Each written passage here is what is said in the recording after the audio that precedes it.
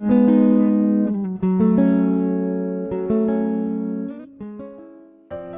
ਅਕਾਲ ਜੀ, ਮੈਂ ਜਸਵਿੰਦਰ ਸਿੰਘ ਪੰਜਾਬੀ ਕਿਚਨ 'ਚ ਤੁਹਾਡਾ ਸਵਾਗਤ ਹੈ।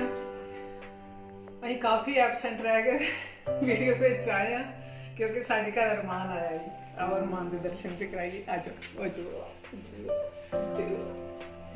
ਇੱਧਰ ਹਾਏ।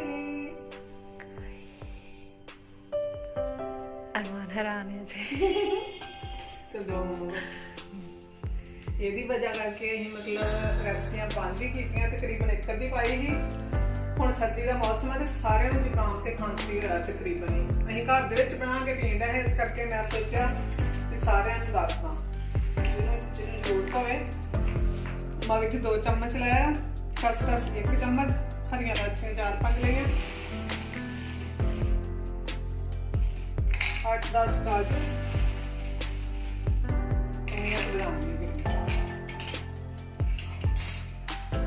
यही चीज़ां लैनियां, और कोई चीज़ नहीं लैनी। मैं फाइन पेस्ट मतलब पाउडर नहीं बनाऊंगी क्योंकि मैं बना के तकरीबन रख दी घर दे विच इस तरह का बन जाएगा। अगे दी तुहानूं मैं रेसिपी दिखा देनी है, अगे भी करना ये सिर्फ तुहानूं विखाउण वास्ते। ये लिफाफे दे विच तद रखदे आ, फ्रिज दे विच डब्बे रखीए ते जगह घट हो जाती है।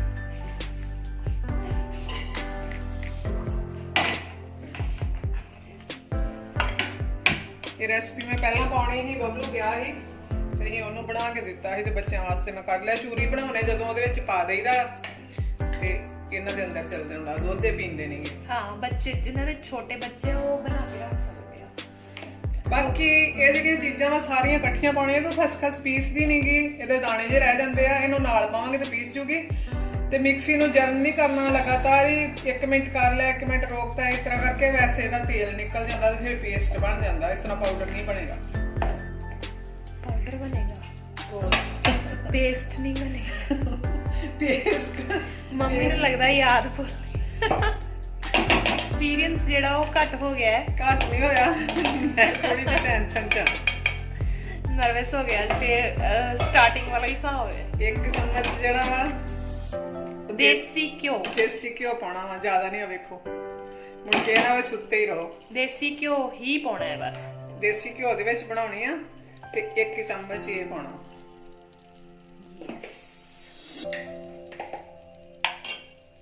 ਅਸੀਂ ਹੁਣ ਪੀ ਲਾਂਗੇ ਤੇ ਸਾਨੂੰ ਨੀਂਦ ਵੀ ਆਉਣੀ ਆ। ਇਹਦੇ ਨਾਲ ਨੀਂਦ ਆਉਂਦੀ ਆ, ਜਿਹੜੀ ਖਸਖਸ ਹੁੰਦੀ ਹੈ ਨਾ ਇਹਦੇ ਨਾਲ ਮਤਲਬ ਨੀਂਦ ਆਉਂਦੀ ਹੈ। ਇਸ ਕਰਕੇ ਇਹਨੂੰ ਰਾਤ ਨੂੰ ਹੀ ਬਣਾ ਕੇ ਪੀਣਾ ਵਾ। ਸੌਣ ਇੱਕ ਤੇ ਰੈਸਟ ਹੋ ਜਾਂਦੀ ਆ ਤੇ ਇੱਕ ਮਤਲਬ ਪਸੀਨਾ ਵਗੈਰਾ ਆਣ ਕੇ ਜਿਹੜਾ ਜ਼ੁਕਾਮ ਖਾਂਸੀ ਆ ਉਹਨੂੰ ਕਾਫੀ ਫਾਇਦਾ ਹੋ ਜਾਂਦਾ ਵਾ।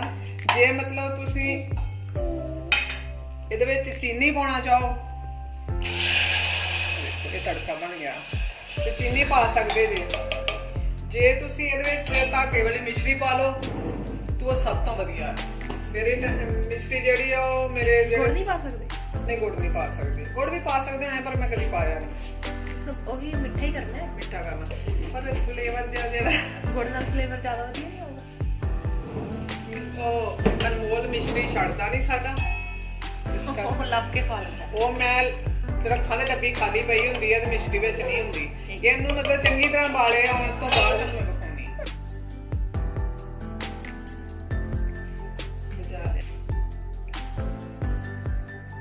ਇਹ ਦੁੱਧ ਹੈ ਨਾ, ਦੁੱਧ ਨੂੰ ਉਬਾਲਾ ਆਉਂਦਾ, ਇਹਦੇ ਕੋਲ ਰੁਕਣਾ ਵਾ ਤੇ ਇਹਨੂੰ ਸਲੋ ਕਰਕੇ, ਕਦੀ ਤੇਜ਼ ਕਰਕੇ, ਕਦੀ ਸਲੋ ਕਰਕੇ ਚੰਗੀ ਤਰ੍ਹਾਂ ਕਾੜ ਲੈਣਾ ਵਾ ਤੇ ਉਦੋਂ ਬਾਅਦ ਪੀਣਾ ਵਾ।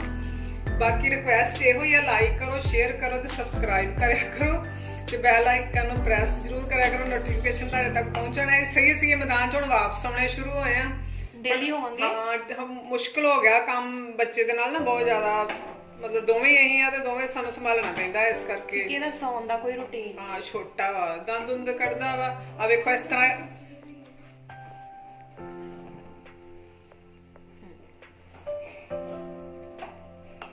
ਇਹ ਹੋ ਗਿਆ ਤਿਆਰ। ਤੇ ਹੁਣ ਤੁਹਾਨੂੰ ਮੈਂ ਮੇਜਰਮੈਂਟ ਦੱਸਦੀ ਹਾਂ ਤੇ ਬਾਅਦ ਚ ਇਹਨੂੰ ਪਾਉਂਗੀ। ਹਾਂ, ਮੇਜਰਮੈਂਟ ਜ਼ਰੂਰ ਦੱਸੋ ਕਿਉਂਕਿ ਜ਼ਿਆਦਾਤਰ ਸਾਰੇ, ਕਿਉਂਕਿ ਮੇਰੇ ਕੋਲ ਵੇਟ ਮਸ਼ੀਨ ਹੈਗੀ ਆ ਜਿਹੜਾ ਕਿਚਨ ਵੇਟ ਵਾਲੀ, ਮੈਂ ਤੇ ਉਹਦੇ ਤੇ ਵੇਟ ਕੀਤਾ ਸੀ। 50 ਗ੍ਰਾਮ ਖਸਖਸ ਲਈ ਸੀ ਮੈਂ, 100 ਗ੍ਰਾਮ ਮਗਜ ਲਿਆ ਸੀ ਤੇ 100 ਗ੍ਰਾਮ ਵੀ ਇਹ ਦੋਵੇਂ ਗਿਰੀਆਂ ਤੇ ਕਾਜੂ ਲਿਆ ਸੀ। ਤੇ ਇਲਾਚੀਆਂ ਜਿਹੜੀਆਂ ਫਲੇਵਰ ਵਾਸਤੇ ਵੀ ਚੰਗੀ ਹੁੰਦੀ ਹੈ ਤੇ ਦਿਮਾਗ ਵਾਸਤੇ ਵੀ ਚੰਗੀ ਹੁੰਦੀ ਹੈ, ਵੈਸੇ ਵੀ ਠੀਕ ਹੁੰਦੀ ਹੈ, ਗਲਾ ਗੁਲਾ ਸਾਫ਼ ਹੁੰਦਾ ਇਹਦੇ ਨਾਲ। ਉਹ ਆਪਣੀ ਮਰਜ਼ੀ ਨਾਲ ਤੁਸੀਂ 10-12 ਪਾ ਸਕਦੇ, ਕਿਉਂਕਿ ਇਲਾਚੀ ਬਹੁਤ ਮਹਿੰਗੀ ਆ ਤੇ ਛੋਟਾ ਜਿਹਾ ਪੈਕਟ ਲਓ ਤੇ 100 ਰੁਪਏ ਦਾ ਹੁੰਦਾ ਹੈ ਘਰ ਦੇ ਵਿੱਚ।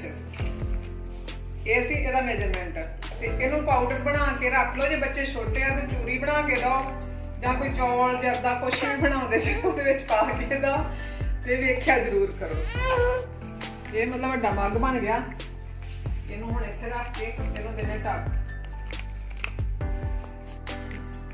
ਦੇਸੀ ਘਿਓ ਵਿੱਚ ਬਣਾਉਣੀ ਆ, ਰਿਫਾਈਨਡ ਵਿੱਚ ਨਹੀਂ ਬਣਾਉਣੀ। ਸੌਣ ਲੱਗਿਆ ਰਾਤ ਨੂੰ ਬਣਾਉਣੀ ਆ। ਜੇ ਕਿਤੇ ਜ਼ੁਕਾਮ ਖਾਂਸੀ ਜ਼ਿਆਦਾ ਵਾ ਤੇ ਫਿਰ ਲਗਾਤਾਰ ਹੀ ਮਤਲਬ ਰੋਜ਼ ਬਣਾ ਕੇ 3-4 ਦਿਨ 7 ਦਿਨ ਪੀ ਲਓ ਤੇ ਵਧੀਆ ਹੋ ਜਾਊਗਾ। ਜੇ ਨਹੀਂ ਠੀਕ ਠਾਕ ਹੋ ਤੇ ਕਦੀ ਕਦਾਈ ਇਹ ਪੀ ਲਿਆ ਕਰੋ, ਸਰਦੀ ਦੇ ਵਿੱਚ ਕੰਮ ਆਉਂਦਾ ਵਾ।